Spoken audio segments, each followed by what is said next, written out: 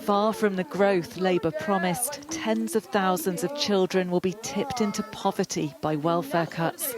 Here in Wolverhampton, there's an uneasy sense the poorest are being forced to bear the brunt of the nation's financial woes. With PIP benefits, it's for people that need extra help because they're ill.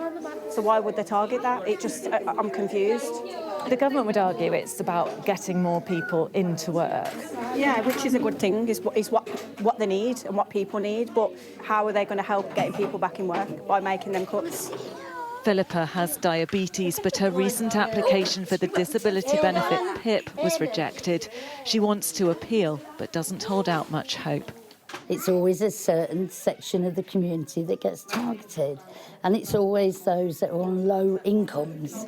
Do you feel targeted by this? I do.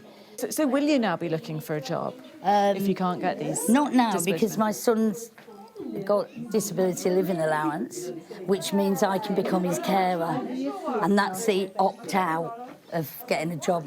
I've never had to look into ways of avoidance.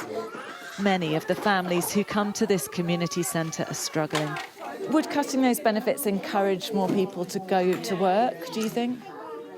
I think that when it comes to work, if you could still work on certain benefits, that would be more impressive. Do you think they're put off working in case they lose their benefits? Yeah, most definitely. And that's what the government's trying to change. This is all about trying to get more people back to work to tackle the ballooning bill for welfare. It's intended to reform a system where people signed off sick get more in benefits than job seekers, incentivising people to opt out of work. But the consequence is many people who desperately need the money will also lose out. Former social worker Winston relies on his benefits to cover the basics. He says he'll really struggle if his payments are reduced.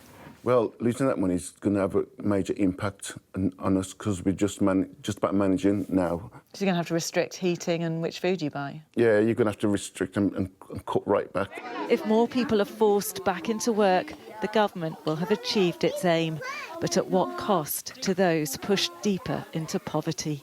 Becky Johnson, Sky News, Wolverhampton.